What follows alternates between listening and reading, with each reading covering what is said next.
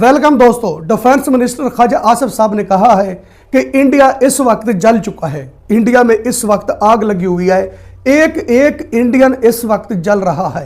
दोस्तों, defence minister Khwaja Asif साहब ने कहा है पाकिस्तान मुज़ाकरात करवाने में कामयाब हो गया, पाकिस्तान जंग रुकवाने में कामयाब हो गया। इसको इंडिया देखकर इस वक्त जल रहा है। तो दोस्तों, ख्वाजा आसिफ ने आज इसराइल के खिलाफ दूसरी ट्वीट डिलीट कर दी है।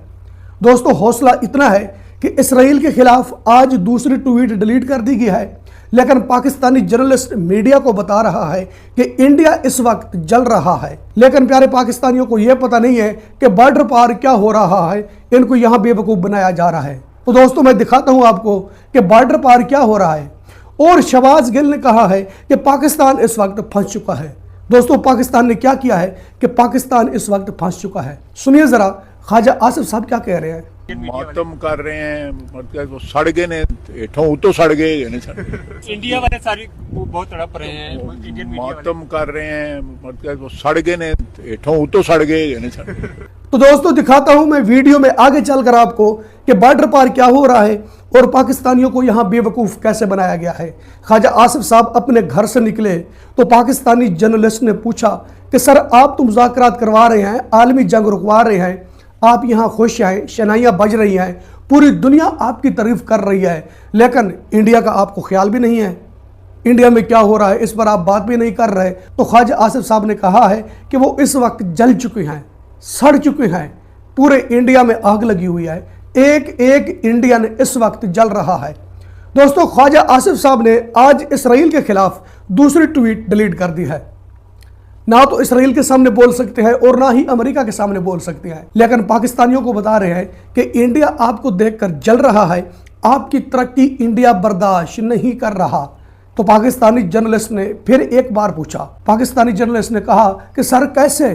ख्वाजा आसिफ साहब ने कहा कि वह सड़ चुका है, आपको नजर नहीं आ रहा, इंडिया जल चुका है, देखिए जरा, जल कर राख हो गया है इंडिया। दोस्तों, यह मुज़ाकरात कामयाब भी हो गए, जंग भी रुक गई, पाकिस्तान के कहने पर सीज़फायर भी हो गया, इंडिया भी जल गया दोस्तों इतनी देर में। तो दोस्तों, जो इसने इसराइल के खिलाफ ट्वीट डिलीट की है वो भी हकीकत सामने आ गया है। शहबाज गिल क्या कह रहे हैं दोस्तों, सुनिए जरा। ख्वाजा आसिफ ने इस ट्वीट को भी डिलीट कर दिया। आप इनकी हालत देखिए कि ये लोग कितने बड़े चूहे हैं।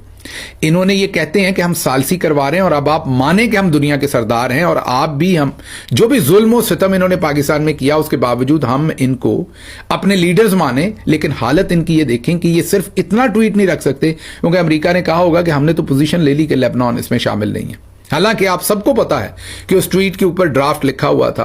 वो अब मुझे किसी और को इसमें खबर देने की जरूरत है। वो अंधे को भी नजर आ रहा है कि ऊपर ड्राफ्ट लिखा हुआ है, तो वो कहां से लिखा आया है कि पाकिस्तानी पीएम के लिए। तो वो जब ऊपर लिखा गया तो पूरी दुनिया को पता लग गया। न्यूयॉर्क टाइम्स ने भी वो स्टोरी की, ड्रॉप साइट ने भी की, सबने की। पहले मोमेंट से ही पाकिस्तान में तो शायद इसे ना पकड़ते। जो बाहर के लोग थे उन्होंने फौरी तौर पर जैसे ही वो ट्वीट आया शहबाज शरीफ का, पकड़ा कि इसके ऊपर ये क्यों लिखा हुआ है। तो दोस्तों, ख्वाजा आसिफ साहब ने इसराइल के खिलाफ दूसरी ट्वीट की पाकिस्तानियों को खुश करने के लिए, पाकिस्तान में मकबूल होने के लिए। ख्वाजा आसिफ ने लिखा कि जो इसराइल है ये उम्मत मुसलमान का कातिल है। इसराइल ने गजा फलस्तीन को जंगल बना दिया है। इसराइल वो काम कर रहा है कि दुनिया देखकर इसराइल को शर्मिंदा हो रही है।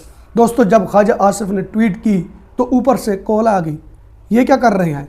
ख्वाजा आसिफ ने दबादब वो ट्वीट डिलीट कर दी। क्यों कर दी।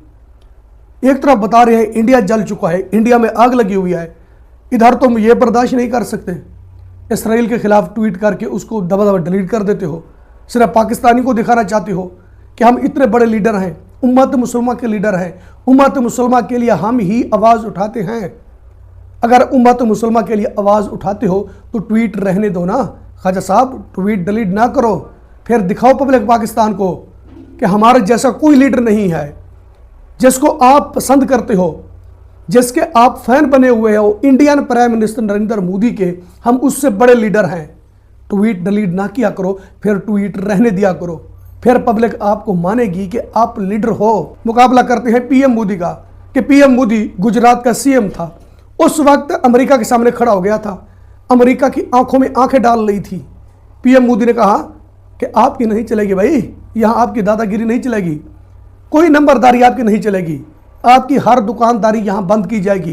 दोस्तों, जब पीएम मोदी ने सीएम होते हुए यह बात की तो उसको डायरेक्ट ही प्राइम मिनिस्टर बना दिया गया। आज देखिए दोस्तों, अमेरिका और इंडिया का रिलेशन बेहतर नहीं है, इसलिए कि पीएम मोदी नहीं झुक रहा, नहीं डर रहा।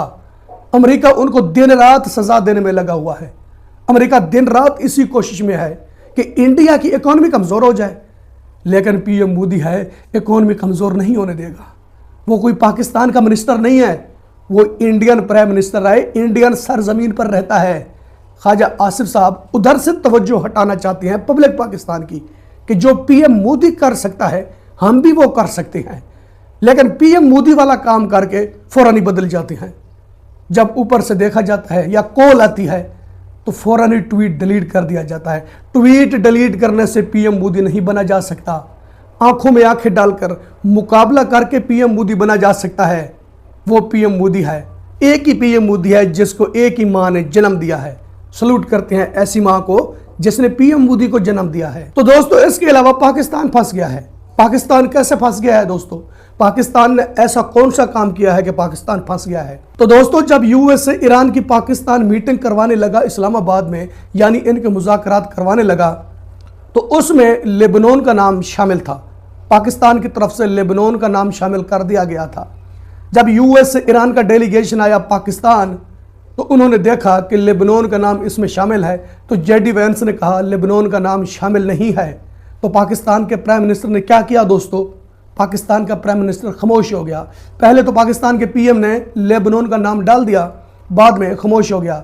जेडी वैंस ने क्लियर कर दिया कि लेबनान का नाम इसमें नहीं है, और डोनाल्ड ट्रंप ने भी कह दिया कि भाई ये नाम तुम कैसे घुसा रहे हो, ये नाम तो लिस्ट में है नहीं, ये तुम क्या कर रहे हो। तो दोस्तों, शहबाज गिल का कहना है इन्होंने लेबनान का नाम डालकर बहुत बड़ी गलती कर दी। गलती क्या हुई दोस्तों, सुनिए जरा। जिसमें हम बार बार मैं आपको कह रहा हूं कि पाकिस्तान फंस गया, क्योंकि पाकिस्तान से पहले लेबनान को उसके अंदर नाम शामिल करवा लिया, और अब पाकिस्तान को झूठा करार दिया जा रहा है, क्योंकि जेडी वैंस भी कह रहे हैं कि लेबनान शामिल नहीं था, ट्रंप भी कह रहे हैं कि लेबनान शामिल नहीं था। तो अब इनमें से कोई एक तो झूठा है, या शहबाज शरीफ झूठ बोल रहे हैं जिन्होंने ट्वीट में लेबनान कहा, और या फिर जेडी वैंस और सदर ट्रंप बोल रहे हैं। तो पंजाबी का एक मुहावरा है कि तगड़े दे 70वीं 100 मीन 100 में 5 दफ़ा 20 होता है, लेकिन तगड़ा चाहे तो वो कह सकता है कि 7 दफ़ा 20 हो तो फिर 100 बनता है। तो अब झूठा तो फिर शहबाज शरीफ नहीं निकलना है बेचारे ने। तो इसलिए मैं बार बार कहता हूं कि पाकिस्तान फंस गया, और देखते हैं आने वाले दिनों में क्या होता है। तो दोस्तों, हौसला इतना नहीं है कि डोनाल्ड ट्रंप के सामने या जेडी वैंस के सामने कह दें कि लेबनान का नाम इसमें शामिल था। उस पर हमले नहीं करने, लेबनान के साथ जंग नहीं करनी, लेकिन आलमी जंग रुकवा रहे हैं और इंडिया को धमकियां दे रहे हैं, पीएम मोदी का मुकाबला कर रहे हैं। हौसला इतना नहीं है कि उनके सामने बोले कि सर लेबनान का नाम इसमें शामिल था। अब खामोश हो गए हैं। जब जेडी वैंस बोला, डोनाल्ड ट्रंप बोला कि लेबनान का नाम शामिल नहीं है, किसी ने नहीं कहा कि सर शामिल तो नहीं था लेकिन शामिल कर लेते हैं। लेबनान पर बहुत ज़्यादा जुल्म हो रहे हैं। इतना हौसला नहीं है दोस्तों, सीने में इतना दिल भी नहीं है कि एक इस्लामिक कंट्रीज पर हमले हो रहे हैं वो हमले रुकवा दें। लेकिन पीएम मोदी बनना हर रात ख्वाब देखते हैं कि हम पीएम मोदी बन जाएं। जिस तरह वो आंखों में आंखें डालकर बात करता है, जिस तरह वो नहीं झुकता, हम भी इस तरह करते हैं। मैं पहले भी बता चुका हूं कि पीएम मोदी बनना बहुत मुश्किल है। पीएम मोदी नहीं बना जा सकता। तो भाई उतना हौसला रखना होगा, अंदर सीने में दिल रखना होगा, तो ही पीएम मोदी बना जा सकता है। वरना एक इंसान को तुम नहीं बचा सकते। जब दूसरों के इशारे पर चलोगे, ऊपर से जब कॉल आएगी या हुक्म आएगा, तुम तो फौरन बदल जाओगे। ऐसा तो पीएम मोदी नहीं है। पीएम मोदी तो वो है, डबल टैरिफ लग गए, दुनिया से कह दिया गया कि इंडिया के करीब नहीं जाना। उसने कहा कि परवाह नहीं है, जो मर्जी करते रहो। ट्रिपल टैरिफ लगाने की धमकी दी गई पीएम मोदी को। पीएम मोदी ने कहा परवाह नहीं है, जो मर्जी करते रहो। आखिरकार एड़ी चोटी का जोर लगाकर बैठ गए। फिर बोलना पड़ा, मेरा favourite leader Indian prime minister Narendra Modi, ये कुछ बोलना पड़ा। ट्विटर पर जाकर देख सकते हैं, जिन्होंने पीएम मोदी को झुकाने की कोशिश की उन्होंने ही लिखा, मेरा favourite leader Indian prime minister Narendra Modi. तो दोस्तों, इसके अलावा तुर्की प्रेसिडेंट तैयब एर्दोगान ने कहा है कि लेबनान ईरान पर हमला तुर्की पर समझा जाएगा। ये इसराइल को वार्निंग है। इसराइल दूसरा हमला करेगा तो इसराइल पर भी हमला कर दिया जाएगा। दोस्तों, तैयब एर्दोगान के इसराइल के साथ रिलेशन है। इसराइल के साथ मिलकर वो बिजनेस कर रहा है।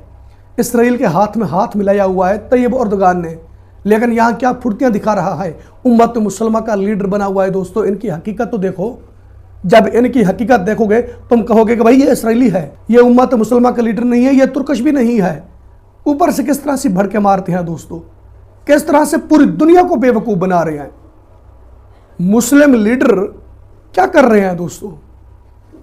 क्या हिंदू लीडर ऐसा करते हैं? हिंदू लीडर की यह रियलिटी है दोस्तों, हिंदू लीडर की यह रियलिटी नहीं है। जो कुछ हिंदू लीडर के अंदर होता है, अंदर से निकालकर तली पर रखकर आपको दिखाता है कि हम ये चीज हैं, लेकिन इस तरह ड्रामेबाजी नहीं करते दोस्तों। इनकी है औकात। तैयब एर्दोगान इसराइल पर हमला कर देगा दोस्तों, इतना बड़ा हौसला कहां से लेकर आएगा? और भड़के मारना, काम वो करना जो नेतन्याहू कर रहा है। देखिए दोस्तों, जरा होशियारियां देखिए, उम्मत मुसलमा को किस तरह से बेवकूफ बना रहे हैं कि हम आपके साथ हैं, लेकिन उम्मत मुसलमा को मारा जा रहा है, उस पर नहीं बोलते। इसराइल के साथ रिलेशन खराब हो जाएंगे, इसराइल के साथ चलता हुआ बिजनेस रुक जाएगा। आज तक तो बोला नहीं, आज कह रहा है कि मैं इसराइल पर हमला करूंगा। तुर्क सदर तैयब एर्दोगान ने कहा है कि लेबनान और ईरान पर कोई भी हमला, तुर्की पर हमला जो है वो तस्वुर किया जाएगा। उन्होंने कहा कि इजराइल आग से खेलना बंद करे वरना इबरतनाक सबक सिखाएंगे। इजराइल अमन अमल की राह में रुकावटें खड़ी करने से बाज रहे। इलाकाई अमन को सबूताज करने की कीमत इजराइल को चुकाना पड़ेगी। मुज़ाकरात नाकाम हुए तो फिर इजराइल पर हमला हमारा फ़र्ज़ है। जिस तरह हम काराबाग और लीबिया में दाखिल हुए, इजराइल में भी ऐसा ही करेंगे। तैयब एर्दोगान ने कहा कि अगर पाकिस्तान सालसी ना कर रहा होता तो हम कब का ये कदम उठा चुके होते।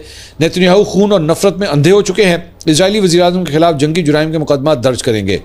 तुर्क सदर ने कहा कि फ़लस्तीनी कैदियों को सजाए मौत देने का इजरायली फैसला और हिटलर की यहूदी मुखालिफ पॉलिसियों में कोई फ़र्क नहीं है। उन्होंने नेतन्याहू को हिटलर करार देते हुए कहा कि इजराइल ने सीज़ फायर के दिन भी सैकड़ों लबनानी जो है वो कत्ल किए। क्या बात है सर, क्या बात है आपकी। आपको तो खराज तस्लीम पेश करना चाहिए, आपको तो 21 तोपों की सलामी देनी चाहिए तैयब एर्दोगान साहब। आपको वो नज़र नहीं आ रहा फ़लस्तीन में क्या हो रहा है, आपको वो नज़र नहीं आ रहा ईरान में क्या हो रहा है। बस तुर्की में बैठकर इतनी इतनी बड़ी बातें कर देना कि हम इसराइल को ऐसा कर देंगे वैसा कर देंगे। या तो ऐसा करो ना कि जो ईरान कर रहा है, फिर हम मानते हैं कि तो उम्मत मुसलमा का लीडर है, तो ही बचाएगा उम्मत मुसलमा को, वरना ये भाषण देना बंद करो सर। उम्मत मुसलमा के साथ बहुत ज्यादा जुल्म हो रहा है। तो दोस्तों इसके अलावा चाचा पाकिस्तानी ने कहा है कि मोदी मीडिया पागल हो चुका है।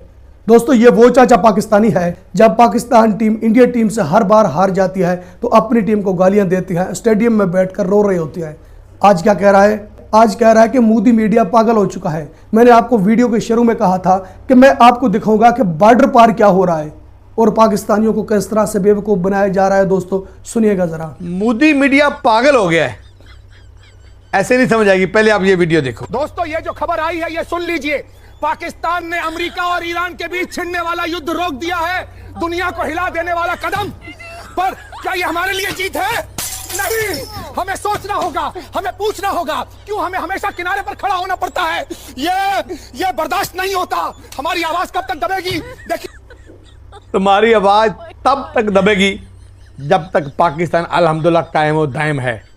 तुम्हारी आवाज और तुम्हारी चीखें तब तक निकलेंगी जब तक हमारा आर्मी, हमारे प्राइम मिनिस्टर अमेरिका के साथ, दुनिया के साथ बेहतरीन तल्लुकात कायम रखेंगे। तुम तब मरते रहोगे।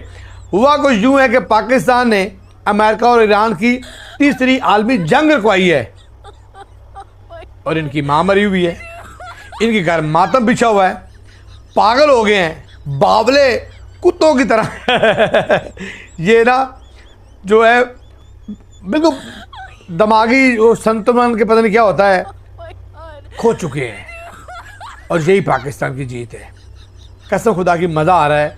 आप यकीन करो, आप टॉम एंड जेरी देखोगे ना, उतना मज़ा वहाँ नहीं आएगा जितना आज इंडियन मीडिया को देख के मज़ा आ रहा है। नहीं यकीन तो आप भी देखो। तो दोस्तों बॉर्डर पर जो इंडियन मीडिया है वो हमारी सिचुएशन पर मजाक बना रहा है, यानी हमें देखकर वो हंस रहा है कि मुज़ाकरात कामयाब नहीं करवा सके।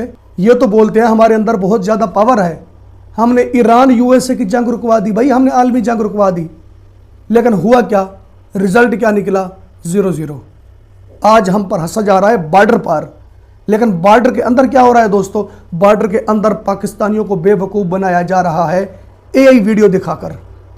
दोस्तों ये एआई वीडियो है, बॉर्डर के अंदर एआई वीडियो दिखाकर पाकिस्तानियों को पागल बनाया जा रहा है और बॉर्डर पार पाकिस्तानियों पर हंसा जा रहा है। प्यारे पाकिस्तानियों, जरा आंख खोलिए, पागल मत बनिए। प्यारे पाकिस्तानियों, आपके साथ खेला जा रहा है, आपके जज्बात के साथ खेला जा रहा है। ये जो वीडियो दिखाई जा रही है ना इंडियन मीडिया की कि मोदी मीडिया पागल हो चुका है, मोदी मीडिया पागल नहीं हुआ। मोदी मीडिया तुम पर हंस रहा है, मोदी मीडिया आपके मजाक उड़ा रहा है, लेकिन बॉर्डर के अंदर आपको बेवकूफ़ बनाया जा रहा है। दोनों तरफ से आपको ही ट्रोल किया जा रहा है। जरा आंख खोलिए, क्यों नहीं खोलते आंख प्यारे पाकिस्तानियों? प्यारे पाकिस्तानियों, क्या कर रहे हो यार? बहुत अफसोस है, मैं कहता हूं आंख खोलो। बॉर्डर पार देखो क्या हो रहा है और बॉर्डर के अंदर देखो क्या हो रहा है। और ये वही चाचा पाकिस्तानी है, जब पाकिस्तान टीम इंडिया टीम से हर बार हारती है तो स्टेडियम में बैठकर रो रहा होता है, घर आकर पाकिस्तान टीम को गालियां दे रहा होता है। आज कह रहा है कि मोदी मीडिया रो रहा है। और सुनिए दोस्तों, चाचा पाकिस्तानी ने कहा है और इंडियन मीडिया कह रहा है कि हमारी आवाज को कब तक दबाया जाएगा। चाचा पाकिस्तानी का कहना है कि अब आपकी आवाज दबी रहेगी, आपकी आवाज को नहीं उठने देंगे, ऐसे रोते हुए आप नजर आओगे। ये एआई मीडिया को कह रहा है दोस्तों, इंडियन मीडिया को नहीं कह रहा, क्योंकि ये वीडियो इंडियन मीडिया की नहीं है, ये वीडियो एआई की है। चाचा पाकिस्तानी ने कहा है अब बर्दाश्त करो, अब आपकी आवाज नहीं निकलेगी। आवाज हमारी नहीं निकल रही चाचा, थोड़ा सा ध्यान करो, तुम भी पब्लिक को बेवकूफ़ बनाने में लगे हुए हो। दोस्तों, आपको वीडियो पसंद आती है तो वीडियो लाइक करें, वीडियो शेयर करें एंड चैनल सब्सक्राइब करें। अब तक के लिए इतना ही, मिलते हैं नेक्स्ट वीडियो।